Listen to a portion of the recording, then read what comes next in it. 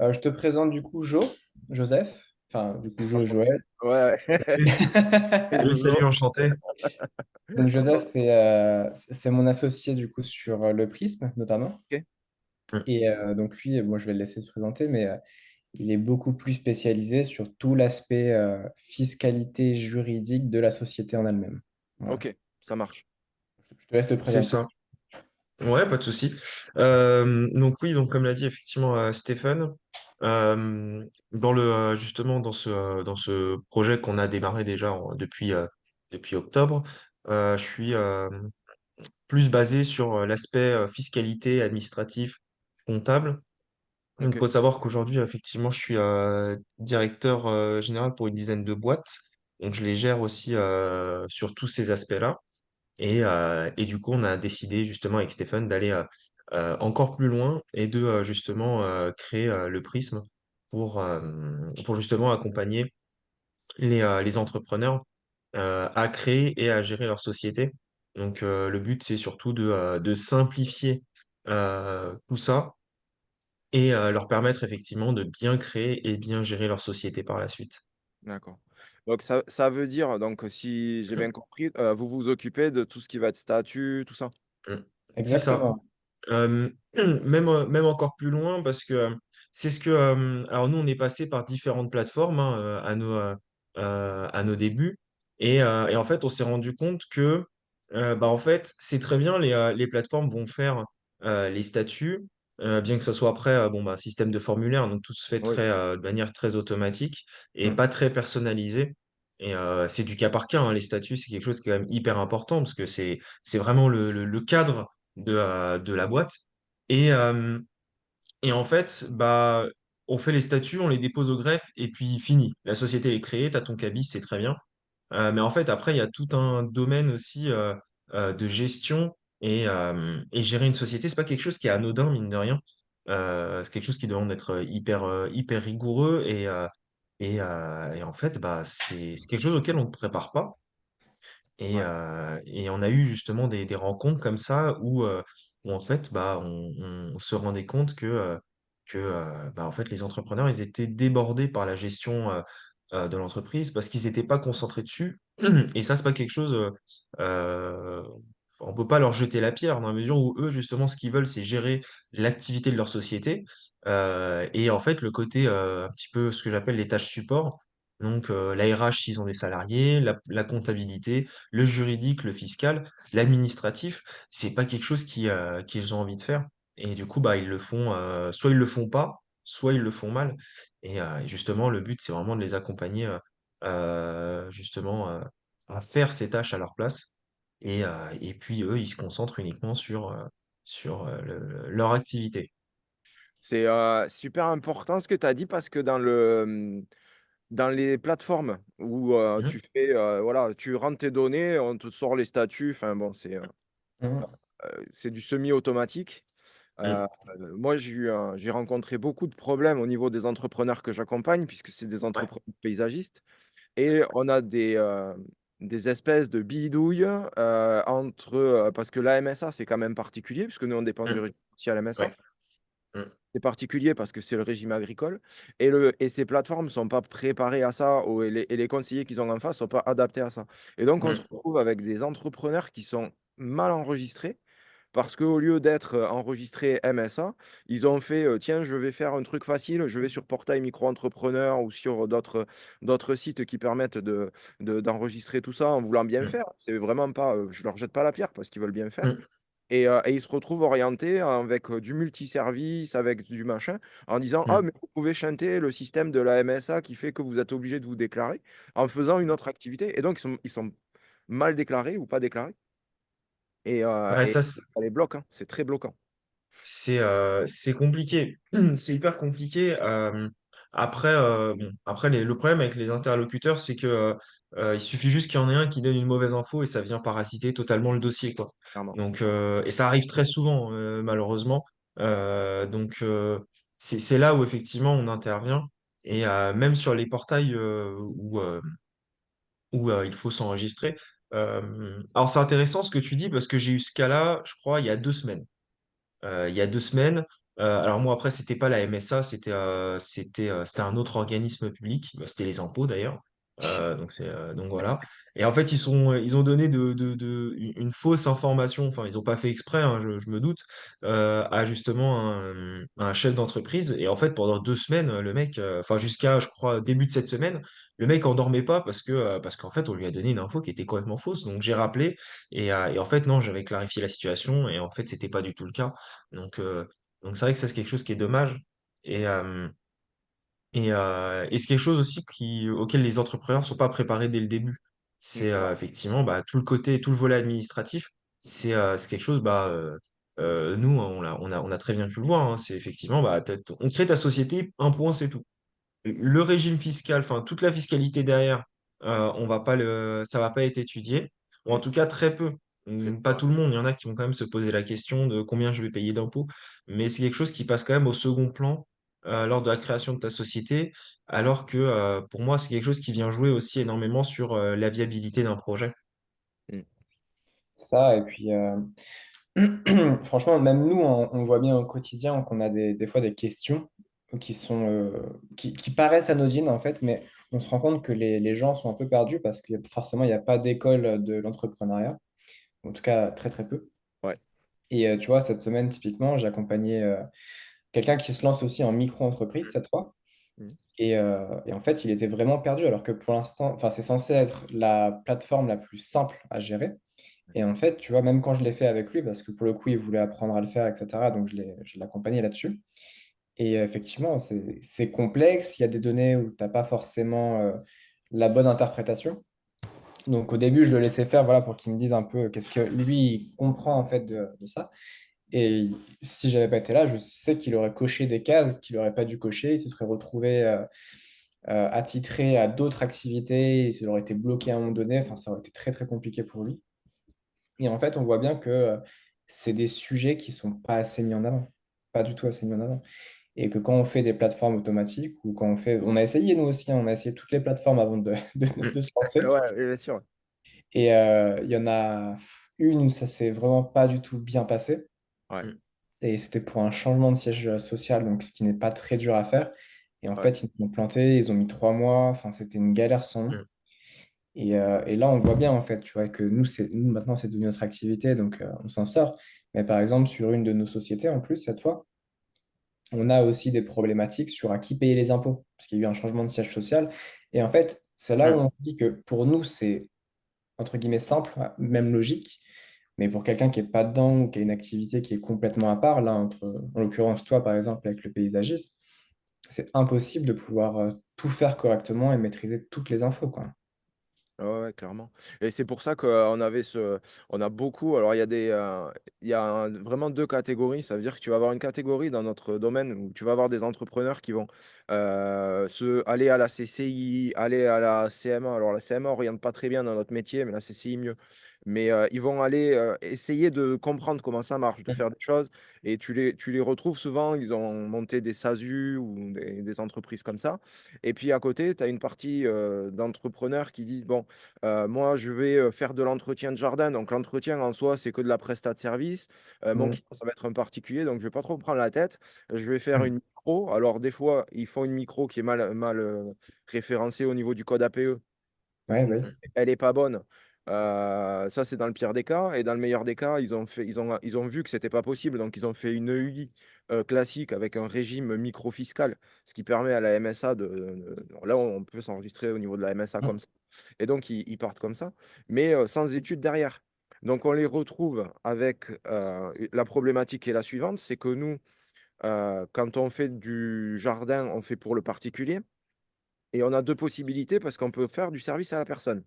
Mm. Donc, à ce moment-là, soit on fait une demande de documents permettant d'attester qu'on fait du service à la personne, donc les clients peuvent défiscaliser, mais Mm. l'entreprise est cantonnée au service à la personne, on ne peut pas faire d'autres activités. Mm. Ce qui est souvent pas le cas, puisque quelqu'un qui va faire un entretien de jardin, derrière, il va faire une création de massif, ou voilà, donc il peut pas, donc soit il gruge un peu, soit il ne le fait pas. Et donc, du coup, pour éviter ça, ils font appel à une coopérative de service à la personne.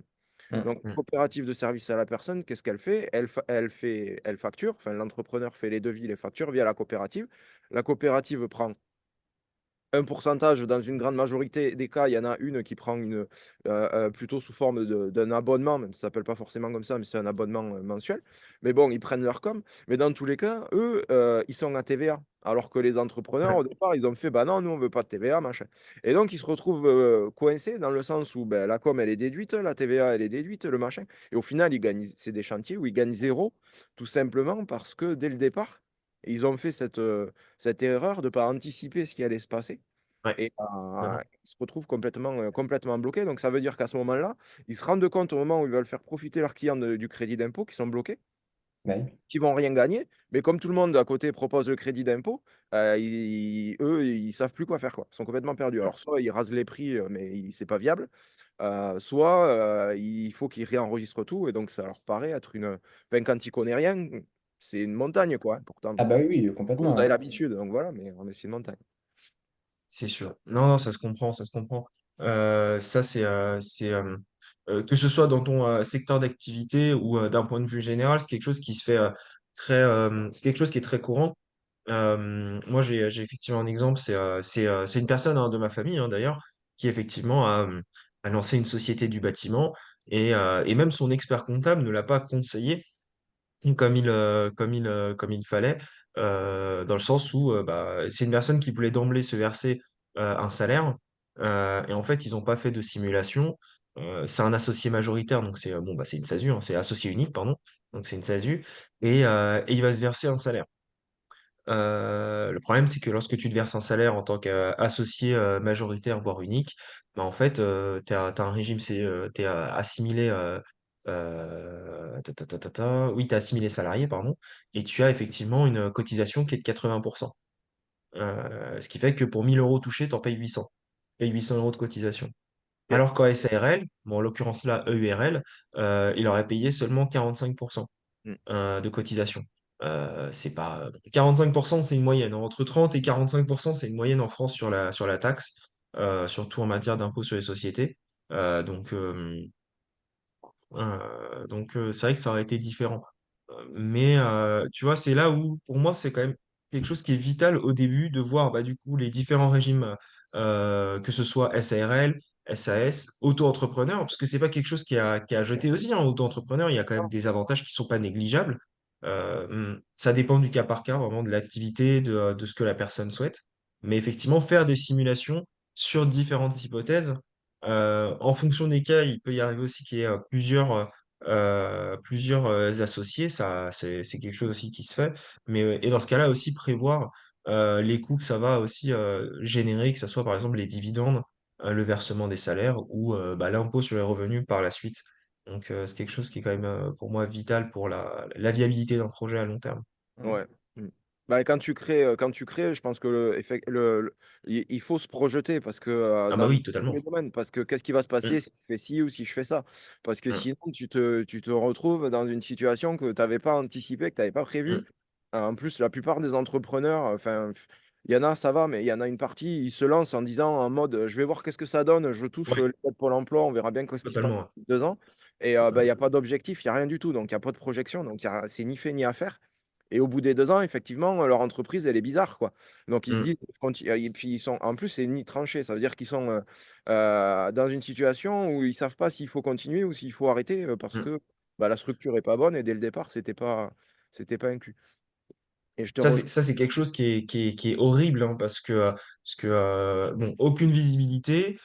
Forcément, la personne, elle va aller chercher les infos un petit peu à droite, à gauche. Donc, il y a forcément une désinformation. Et au final, il va y avoir une perte d'argent. Et pour moi, ce qui est encore plus important, c'est une perte de temps et d'énergie qui sera considérable. Parce qu'effectivement, bah, on navigue à vue. Ouais, c'est ça. Et ça, C'est c'est la pire. C'est la ah, pire des situations. c'est violent. C'est ça, ce que je trouve assez horrible en fait sur la partie entrepreneuriat ou début de l'entrepreneuriat. Et c'est là où c'est intéressant avec toi ce que tu fais, Joël, parce que c'est hyper complémentaire à notre partie en tout cas. Mm. C'est que nous, on fait toujours un pré-rendez-vous où on prend le temps en fait de voir la situation de la personne, de l'entrepreneur, parce qu'on se retrouve avec des situations où même l'auto-entreprise n'est pas forcément la bonne solution, Mm. même si c'est une bonne solution en général. Et en fait, tu vois, typiquement, là, on a eu un client, euh, il a créé une autre entreprise parce qu'on lui avait dit qu'il fallait faire ça, et finalement, il se retrouve à ne pas avoir fait de projection, pas d'analyse et pas de peau, mais en même temps de la chance pour lui, son activité a fonctionné. Ouais. Et en fait, il se retrouve, il m'a dit, bon, bah attends, est-ce qu'on pourrait se voir là pour faire la déclaration des revenus? Et ce mec-là, il est dans le BTP. Et donc, il a 50% de ses charges, en fait, qui sont du matériel qu'il laisse sur le chantier. Mm. Et en fait, il m'a dit, bon, bah, je déclare quoi dans ma fiche de revenus? Et on l'a fait ensemble. Et en fait, il se trouve à payer 10 000 euros d'impôts, quoi, sur ce qu'il a gagné. Et tu te dis, en fait, à ce moment-là, mais c'est parce que tu n'aurais pas dû faire ça, en fait. Tu aurais dû déjà prendre le temps de réfléchir en amont. Et si tu ne fais pas ça, ce qui n'est pas en plus quelque chose de logique, puisque toi, tu vas chez Pôle emploi, ils te disent, bah voilà, tu commences avec une autre entreprise, après, tu pourras monter ta société. Ouais. Mais pour des, enfin, c'est le parcours classique, mais pour des gens, en fait, qui ont un parcours un peu atypique ou qui font de la presta ou qui font du matériel, comme ce que tu peux faire, toi, avec les plantes ou autre, et bah finalement, ça te tue le projet, quoi. Et ça, si tu ne t'y attends pas, en fait, tu prends une claque parce que, imaginons que tu commences à bien gagner ta vie, et derrière, bam, 10 000 euros d'impôts, puis derrière, il faut que tu fasses des changements, il faut que tu rebondisses, et finalement, ça te tue, quoi. Ouais, clairement, clairement. De toute façon, enfin, je pense que vous avez l'œil plus expert que moi, mais moi, j'ai l'impression que le statut alors de micro dans le cas général, mais chez nous en paysage de EI, régime micro-fiscal, ce mode-là, dès que tu as de la fourniture, ça commence à être compliqué puisque tu payes sur ta fourniture aussi, Mm. puisque tu peux pas la déduire. Et quand tu fais, et c'était le problème d'ailleurs des coopératives, hein, puisque ça devient de la fourniture, tu peux pas le déduire. Et puis, dès que tu as une activité qui est euh, au- sur un plein temps, on va dire, où vraiment tu travailles sur ta boîte, quoi, Mm. tu travailles dans ta boîte, j'ai l'impression que ça a très très vite ses limites. Donc pour tester une activité sur un temps partiel, ou bon, ok, tu es déclaré, tout va bien et tu payes pas trop, ça va, tu t'en sors bien, et tu fais surtout les choses dans les règles et ça permet de tester. Mais une fois que tu sais que tu vas travailler à plein temps dans ton entreprise, je trouve que c'est un mode de fonctionnement qui a ses limites, quoi. Enfin, je sais pas ce que vous Ouais, voyez de votre côté. Oui, oui, non, mais tout à fait. totalement. J'ai envie de te dire, c'est même l'objectif, en fait, de la micro-entreprise, d'avoir ses limites pour ensuite passer assez rapidement sur l'entreprise. Et notamment parce que l'auto-entreprise, tu n'as pas l'obligation d'avoir un comptable ou des conseillers comme nous, entre guillemets. Ce qui fait que tout le monde fait un peu n'importe quoi et on entend à gauche et à droite différentes choses. C'est-à-dire que de temps en temps, j'entends des gens qui me disent, ah bah voilà, j'ai amorti ça sur ma société. Je lui dis, mais t'es pas en auto-entreprise. Il me dit, si, mais j'ai pu le faire. Et en fait, comme c'est très permissif, comme tu peux faire un peu tout ce que tu veux en termes de déclaration, sans te faire taper sur les doigts au début, en Mm. fait, tout le monde fait un peu sa sauce. C'est-à-dire que tu tiens ta compta comme tu veux, tu essaies de passer tes petits trucs en douce, ça passe. Sauf qu'à un moment donné, en fait, ça ne passe pas et tu prends des rattrapages et ton projet, il est cassé en deux. Et en fait, j'en discutais ça la semaine dernière avec un auto-entrepreneur en fait, qui me vantait l'auto-entreprise, qui est une bonne chose, encore une fois, hein, disons-le, mais c'est une bonne chose si tu n'as pas de fourniture, si tu n'as pas forcément de loyer, si tu n'as pas de grosses charges et si tu n'atteins pas les plafonds de l'auto-entreprise. Mm.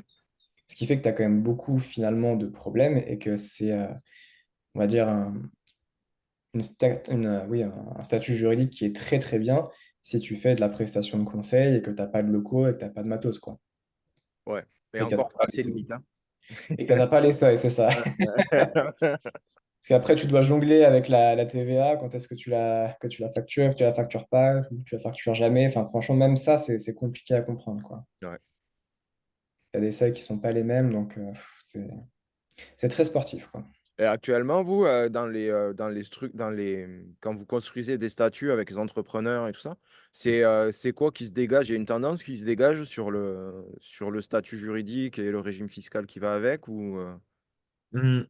Bah, le régime fiscal, oui, très clairement, ça va être de l'IS.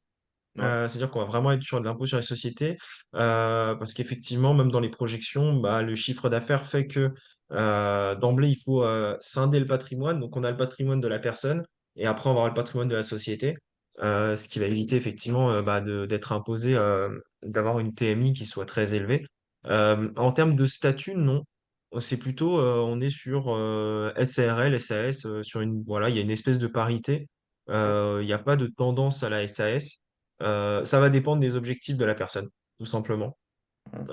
Si on est parti sur du déversement, par exemple, un salaire, enfin des revenus sous format de dividende, Là, évidemment, on va partir sur une SAS. Si on est sur des revenus sous format de salaire, là, on va partir sur de la SARL. Après, il n'y a pas que ça comme facteur. C'est quand même un gros facteur, un des plus gros d'ailleurs, mais il n'y a pas que ça. Mais on n'a pas plus de SARL ou plus de SAS. Pour le moment, c'est vraiment c'est les deux.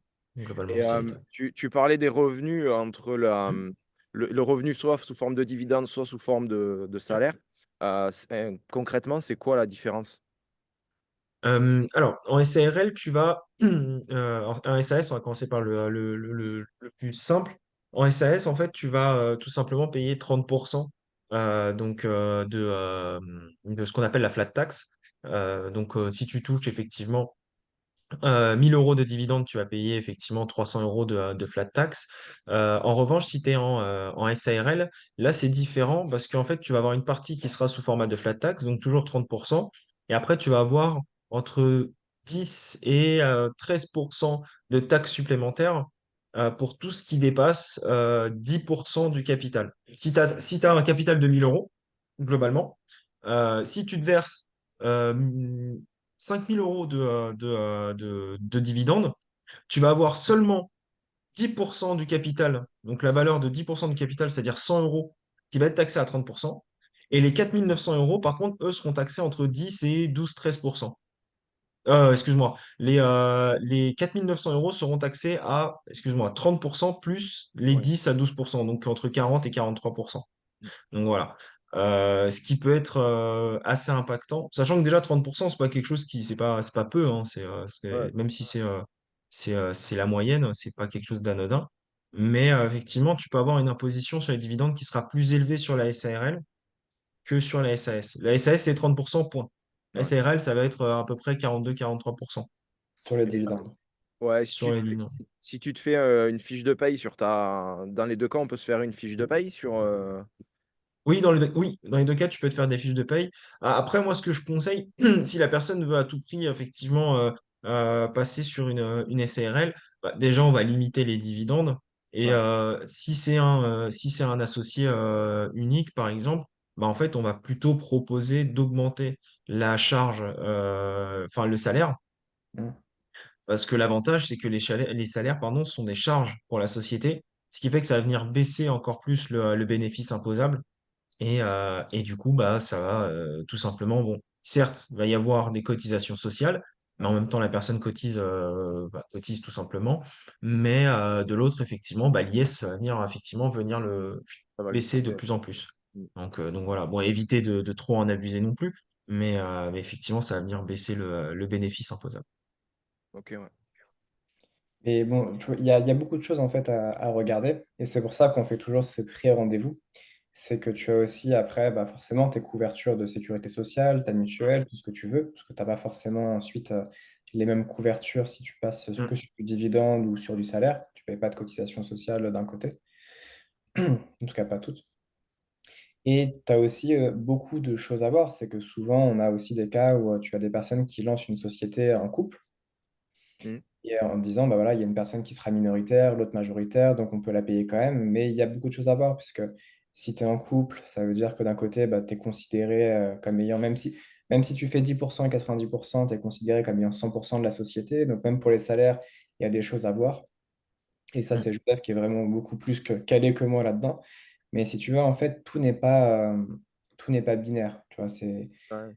c'est pas si tu as 10%, tu peux te payer ça. Non, c'est vraiment, c'est des cas par cas et il faut vraiment étudier la chose, quoi. Mm. C'est ça. Et pour moi, c'est encore plus important, mais de vraiment, là, pour les situations de personnes en couple, ce qui est important, effectivement, c'est de voir les statuts parce que quand ça se passe bien, c'est très bien. Hum, Par contre, quand ça se passe mal, Ouais. c'est très compliqué. La majorité des cas que je vois, en tout cas au tribunal de commerce, sur des litiges, sur des litiges commerciaux et surtout en cours de divorce, hein, c'est surtout là où il y a les plus gros problèmes. Mais en fait, aurait pu éviter avec des statuts qui sont bien cadrés. Ouais. Et Donc voilà. on boucle un peu avec ce qu'on disait au début de la réunion sur les plateformes en ligne. C'est qu'en fait, tu n'as pas beaucoup de notions de patrimoine dessus. Ouais. et tu n'as Mm. pas non plus beaucoup de notions de protection des associés. Et nous, on commence toujours par là, c'est-à-dire est-ce que vous avez des enfants? Est-ce que vous êtes d'accord pour parler des sujets qui fâchent dès le début? C'est-à-dire, qu'est-ce qui se Oui. passe si demain il y en a un qui décède, tout simplement, Ouais. si vous vous séparez? Euh, voilà, c'est des choses qu'il faut aussi regarder parce que ça fait partie de la vie et parce que c'est très important et que ça laisse des problèmes aux autres derrière, quoi. Oui, c'est ça. De toute façon, faut toujours regarder, c'était un homme politique américain qui disait toujours, qu'est-ce qui peut se passer de pire, quoi. Quand on présente un Mm, sujet, on dit, qu'est-ce qui peut se passer de pire? Qu'est-ce qui va mal se passer? Parce que ce qui va bien se passer, ça, on le voit. c'est ça. Naturellement, ouais, ouais, c'est tout rose, tout Il y a va bien. plein de pays. Ah oui, mais ça arrive aux autres, moi, non, jamais, pas de problème. Très peu de chances que ça m'arrive. Puis bam, il y en a un qui t'arrive. Et donc, Mm. le fait de le savoir à l'avance, ça permet, ben, quand on peut l'anticiper, notamment par la création des statuts ou des régimes, etc. Bah, c'est cool parce que voilà, ça va de la quand ça arrive, on a la réponse tout de suite. Bah oui, bien Mm. sûr, Mais au moins d'anticiper quand on peut pas l'anticiper avant, au moins, se préparer, mentalement à se dire: «Bah, peut-être que ça va m'arriver et dans ce cas-là, qu'est-ce que je peux faire, quoi?»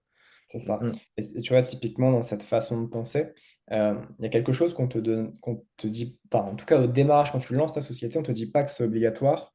Et pour nous, ça l'est et ça coûte pas très cher, c'est les responsabilités civiles professionnelles. mmh, Et tu vois, quand tu crées ta société, on te dit pas forcément que tu en as besoin. ouais, Tu as plein de gens qui te font de la pub en te disant, voilà, faut que tu en prennes une. Mais on te dit pas à quoi ça sert ou dans quel cas il faut la prendre ou quoi. Et finalement, c'est le jour où tu as un problème que tu en as besoin, quoi. ouais. Mm. Ah Et oui, clairement. Totalement. dans les métiers extérieurs, par exemple, comme les vôtres, tu vois, si jamais tu te blesses ou si jamais tu blesses quelqu'un ou Mmh, si jamais, je te dis une bêtise, enfin, t'envoies une pierre ça, avec des broussailleuses ou un truc comme ça dans la fenêtre. Enfin, en fait, tu as plein de choses qui peuvent se passer ou si ton local il brûle, etc. Et si tu n'as pas d'assurance parce que tu on t'a jamais dit que c'était obligatoire et tu pensais que tu étais assuré parce que tu avais une carte bleue Gold ou je ne sais quoi, et ben en fait, tu te retrouves vraiment très très embêté quoi. Pour des choses qui coûtent 5 6 € par mois. 7 €, allez. ouais, clairement, ouais. Ouais, ouais. Ouais, c'est clair que la RC Pro, c'est une obligation, enfin, Mm. c'est quand même une obligation, surtout dans les métiers extérieurs. J'ai pas le sentiment qu'il y en ait beaucoup qui essayent de pas l'apprendre. Ouais, Tout simplement parce que effectivement, comme tu disais, une pierre dans une vitre, honnêtement, ça nous est arrivé à tous, quoi. bah oui. Voilà, Mm. donc je pense que ceux qui se lancent ont quand même un peu de ce truc de se dire: Je peux envoyer une branche sur une voiture, je peux envoyer C'est ça. une pierre dans une vitre» ou voilà, ou Mm. donc ouais, Et mais bon, c'est vrai que ça peut être tentant, ouais.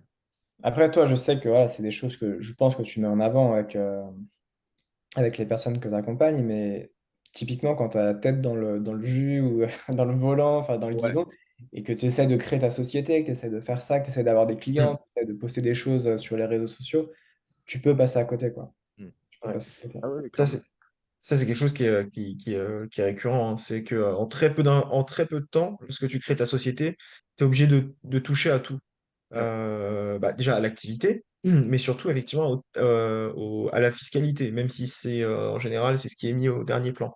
Mhm. L'administratif, comment on va gérer ta société. Le juridique, parce que tu vas créer, donc tu as tout ce on va te parler de statut, on va te parler effectivement de patrimoine, etc. Et en fait, on n'a pas le temps de tout assimiler en allez, quelques semaines. Et en fait, l'objectif, c'est vraiment de venir assister et de venir aussi délester de ce poids-là, justement, chaque personne pour qu'il puisse justement prendre les bonnes décisions au bon moment. Nous, on va juste vulgariser l'info, on va lui dire, voilà, ça se passe comme ça. Et nous, après, derrière, on va pouvoir traiter ça avec directement les personnes concernées. Ouais. Donc, euh, donc voilà. Non, mais c'est cool. En tout cas, bah, moi, je trouve que j'étais ravi de de vous rencontrer parce que, franchement, c'est un vrai besoin, un vrai, Mm, vrai besoin, vous comblez ça et c'est vraiment parfait. Surtout de je pense qu'il y a un travail, ce qu'on disent les Américains, d'évangélisation, tu sais? Oui, bien sûr. Ouais, ouais. Il faut que oui, vous oui. appreniez avant de monter vos statuts à l'arrache sur internet, Mm, quoi. À l'arrache plus mm, ou moins, mais, Il faut apprenez ça. plaider, c'est ça. Ouais, c'est vraiment ça, ça fait partie de votre boulot, ça fait partie de mon boulot et mm. ça, c'est top et quand je t'avais eu au téléphone aussi, Stéphane, tu me disais que tu fais le lien des fois entre le comptable et l'entrepreneur, justement pour ces Ouais, optimisations, tout ça? Comment, c'est comment ça. tu, comment tu travailles là-dessus? Bah, nous, alors, avec le Prisme, on fait ce qu'on appelle en fait de la pré-comptabilité. C'est-à-dire qu'on va faciliter le travail du comptable et on va faciliter le travail de l'entrepreneur. Donc, en gros, ce qu'on essaye d'éviter, c'est qu'en fin d'année, en tout cas en fin d'année fiscale, l'entrepreneur se retrouve à devoir gérer, retrouver toutes les factures et que de l'autre côté, le comptable n'envoie qu'une seule relance en disant si j'ai pas les factures, ça passe de votre poche. Donc, c'est ça en fait, et c'est là où peut t'en dire beaucoup plus que moi, mais effectivement, on a tout ce travail de pré-comptabilité qui est super important pour les deux parties. Ouais. Et, euh, et c'est là où aussi nous, on essaye un peu d'en parler parce de temps en temps, on essaie de nous voir comme des personnes qui essaient de voler le travail du comptable, mais qui essayent aussi un peu de piquer toute la gestion de l'entreprise, de l'entrepreneur. Mais non, non, c'est pas du tout ça. C'est vraiment qu'on est au milieu, Hmm. on facilite tout le monde. Si Jo, C'est t'as euh, un peu de difficulté, c'est hein. vrai. Moi, j'ai jamais connu ça avant parce que j'avais un comptable qui était un ami Mm, et qui, en fait, faisait ce job. Il venait une heure, enfin une heure. Il était censé venir une heure, mais c'était plutôt 3 heures. Et on avait tendance à le garder à manger le midi, tu vois, mais il venait au moins une demi-journée chaque mois. Et donc, il nous disait, ben voilà, aujourd'hui, votre situation, elle est là, elle est comme ça, elle est comme ça. Qu'est-ce qu'on peut faire? Comment on oriente. Et pour moi, c'était le boulot de comptable. J'ai toujours connu ça, en fait. Et ouais. puis, il est parti à la retraite. Et puis, ça a été repris par un cabinet. Enfin, il s'est fait manger par un cabinet et tout ça. Mm. Et là, j'ai vu ce que c'était que la comptabilité, entre guillemets, d'usine, quoi. Où tu es un Mm. dossier et on prend des infos. Totalement. Et encore, j'ai la chance, c'est que ma femme, elle est de formation assistante de gestion. Donc, elle fait toute cette partie comptable et le comptable l'avait formée à faire toute cette partie Mm, comptable. Donc, elle arrive à faire ça. Et heureusement qu'elle est là parce que sinon, ce serait du grand n'importe quoi. D'envoyer les éléments Mm. au comptable, le gars, il te resserre ça, fin de l'histoire, merci, il me faut les C'est ça. éléments à telle date. mm. Et là, avec le nouveau cabinet, alors elle le fait, mais le nouveau cabinet qu'on a, c'est ça. Ça veut dire que ça envoie, tu renvoies, et puis voilà, c'est comme ça. Bilan, il est fini, bah voilà, il est fini, vous avez gagné, vous avez perdu, on s'en fout. On Euh, t'envoie ta facture. ouais, c'est ça, la On a fait facture, les elle est là, papiers. veuillez la régler à telle date, et puis c'est tout, quoi. Et tu vois, typiquement, en fait, ça va continuer comme ça. C'est-à-dire que les gens ne se rendent pas compte que c'est une chance d'avoir un très bon comptable. Ouais. Mais surtout, en fait, tu as un déficit en France de comptables de plus en plus, Mm. de formation, et tu as une augmentation du nombre d'entrepreneurs. Alors Ouais. bon, il y a une partie, effectivement, qui arrête l'activité au bout des fameux 2 3 ans, mais tu as quand même un delta positif sur l'entrepreneuriat en France, ce qui est top, faut Mm. le dire. Mais effectivement, ça veut aussi dire que tu retrouves beaucoup plus d'offres en ligne de comptables, que tu retrouves un peu ce que tu disais, hein, de la comptabilité d'usine. Et finalement, tu as un numéro et nous, on a rencontré des comptables qui sont très très bien, mais malheureusement, en fait, qui n'ont pas le temps. C'est ça. Et ils me disent, enfin, ils nous ont dit, hein, on les avait vus avec Joe, nous, on a 200 dossiers par personne, on ne peut pas s'amuser à relancer 3 fois une personne pour une facture. Ouais. Donc, une fois, 2 fois, ils sont gentils, et après, c'est fini, quoi. Mm. Mm. Euh, c'est marrant ce que tu as dit effectivement, Joël, parce que j'en ai parlé justement, je crois, début de cette semaine ou fin de semaine dernière. On a eu la même situation, hein.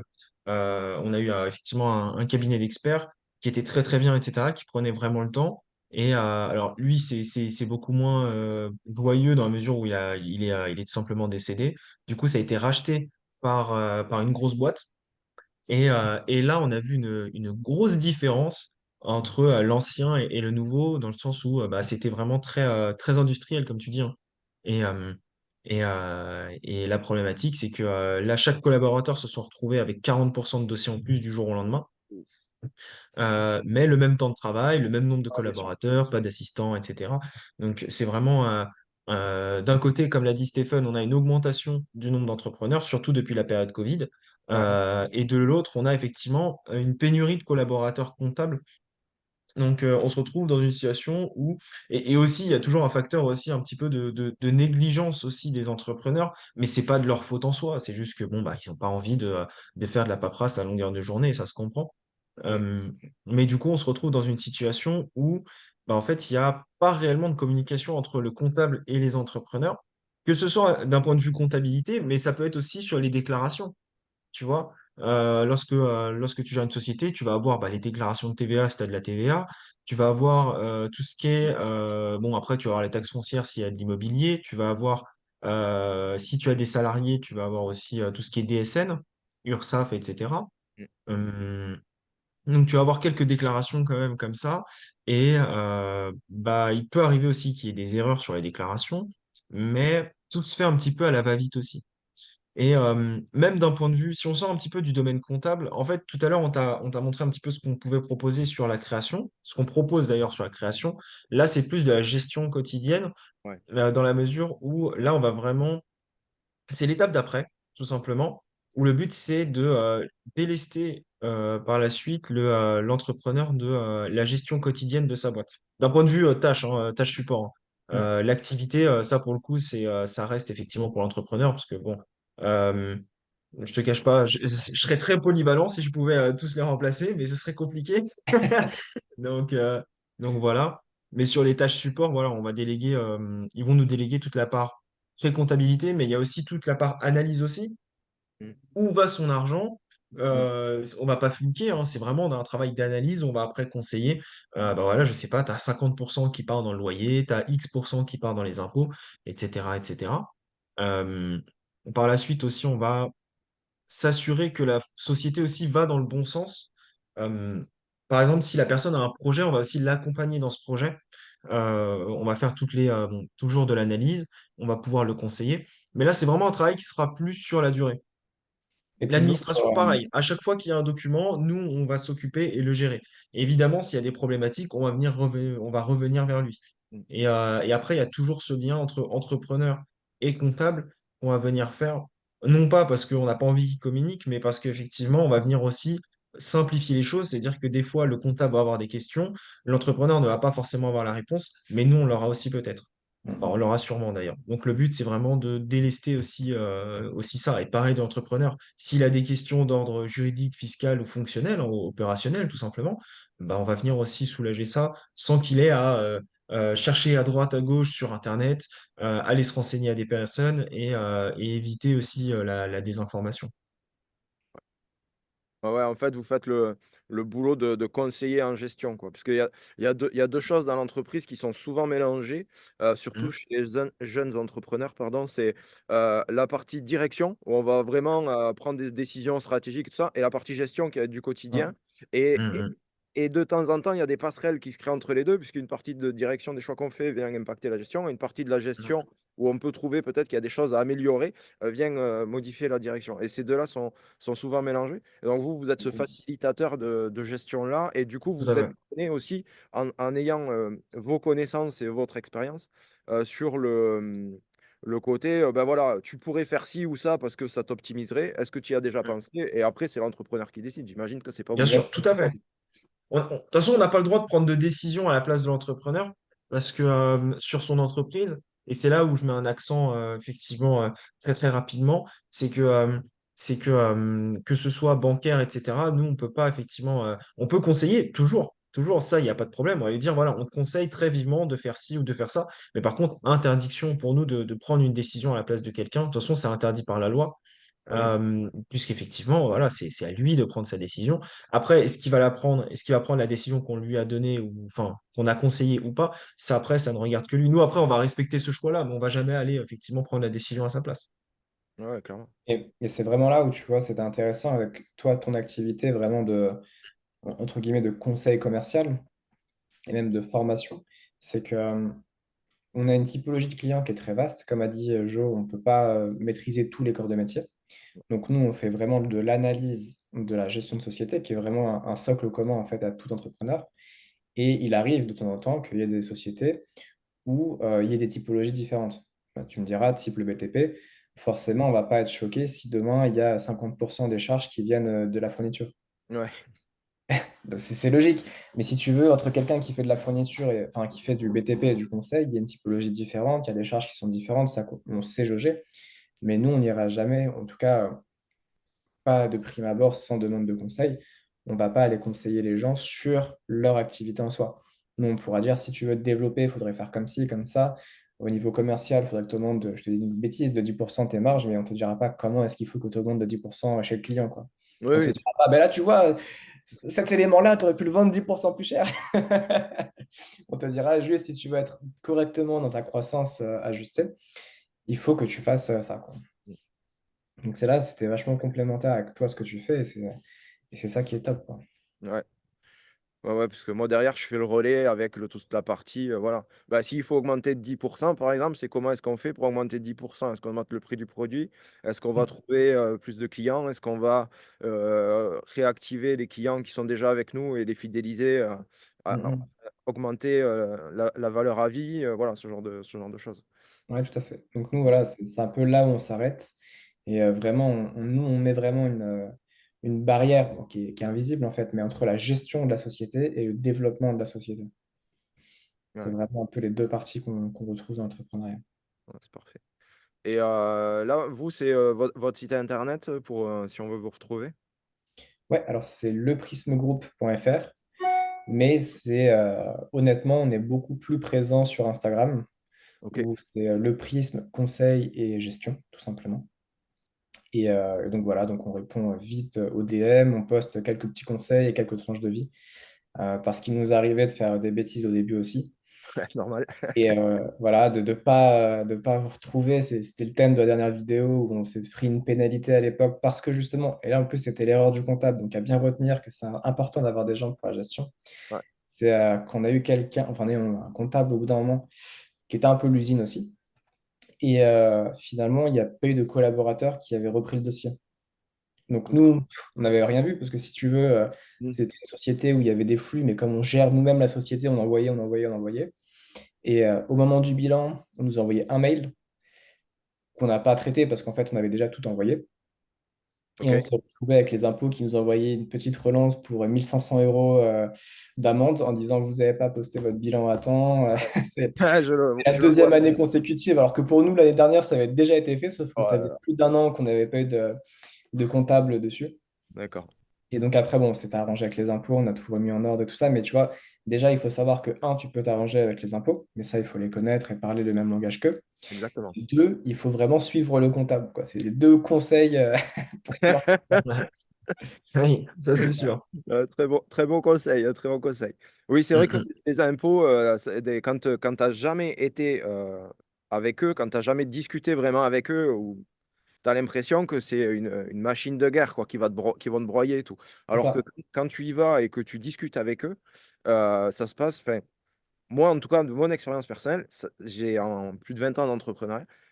J'ai Mm. jamais eu de problème factuel avec les impôts à partir du moment où il y a un vrai échange, un vrai dialogue et où tu essayes pas de leur cacher des trucs. Enfin, quand tu joues franc jeu et que C'est voilà, ça. ben, moi j'ai toujours eu des personnes en face de moi très compétentes et très compréhensives. Donc après, vous Tout avez à fait. peut-être d'expérience, peut-être volume, mais C'est un peu effectivement ce qu'on dit aussi, c'est que souvent on entend oui, l'URSSAF ou les impôts, ils sont horribles, ils répondent pas, ils aident pas. Alors déjà, ils n'ont pas forcément le temps. Et puis si tu parles pas le même langage qu'eux, forcément à un moment donné, eux perdent patience ou leur donnent le dossier à un autre tribunal, puis finalement tu recommences à zéro.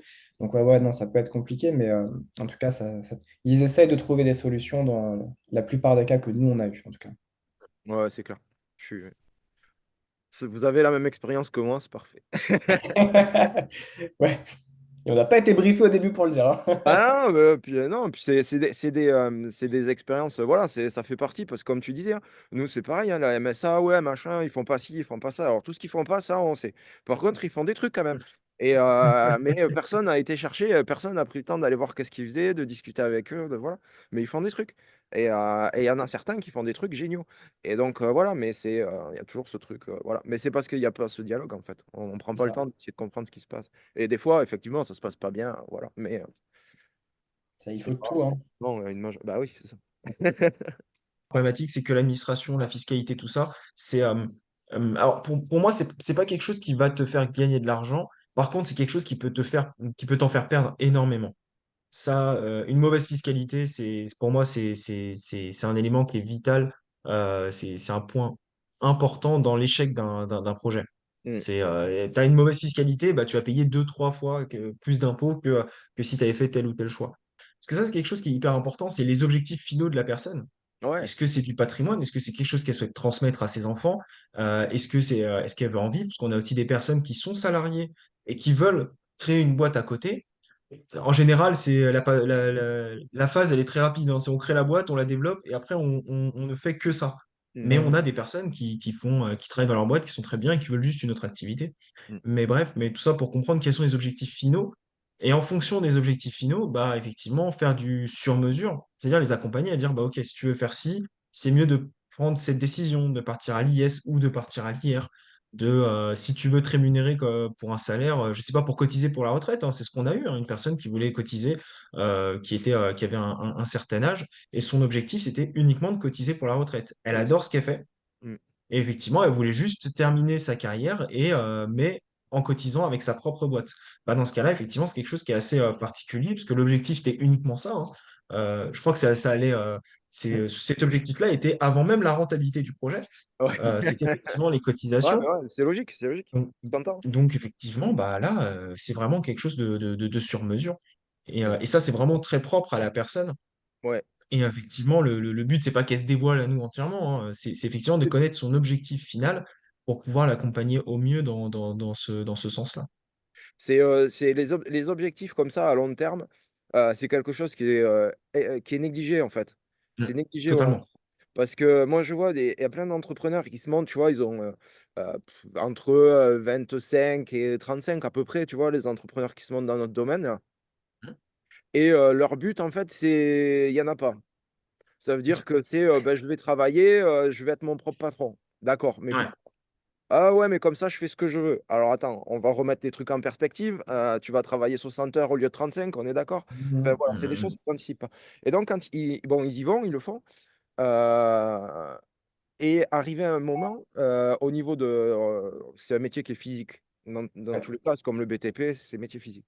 Mais à un moment, quand tu es tout seul ou que tu as juste un apprenti ou machin, tu te retrouves, tu commences à fatiguer, quoi. Et là, ils se disent, mais je fais quoi, en fait? Et donc, ils sont au pied du mur en train de se dire, je fais quoi? Et ils ont des choix stratégiques à faire alors qu'ils n'étaient pas du tout préparés parce que pour eux, à la base, ah ben, ils voulaient partir en vacances au mois d'août quand ils voulaient, ou ils voulaient avoir Ouais. gagné 300 ou 400 euros de plus par mois, ou 1000 dans le meilleur des cas. C'est clair. Mais il n'y a pas ce truc-là de dire, ben, il faut que je construise quelque chose, il faut que j'anticipe. Pourquoi est-ce que je veux monter ma boîte? Quel est le truc? Et ils se perdent, hein. Il y en a plein qui se perdent et qui arrêtent parce que, ben voilà, justement, Forcément. Forcément. Non, c'est non, pas. c'est vraiment. Il y a aussi un accompagnement sur ça. C'est on va vraiment adapter le projet aussi par rapport à ce que veut la personne, mais veut vraiment. C'est vraiment l'objectif final, ce qui va vraiment le pousser à sauter effectivement dans cette aventure-là. Parce que sinon, on sait très bien que déjà, enfin, là, ça sort un peu du sujet, mais pour moi, si on fait ça juste pour l'argent, c'est pas suffisant. Ouais, c'est pas suffisant. Ah ouais, clairement. Tu crées pas une boîte, tu t'investis pas autant Non, juste non, pour gagner de l'argent. Il y a quand même un réel moteur, une réelle motivation derrière. bien sûr. Euh, Parfait, bah merci beaucoup. Merci beaucoup, les gars. À très bientôt. À bientôt. allez, à Bonne très journée. bientôt. Salut. Salut, salut.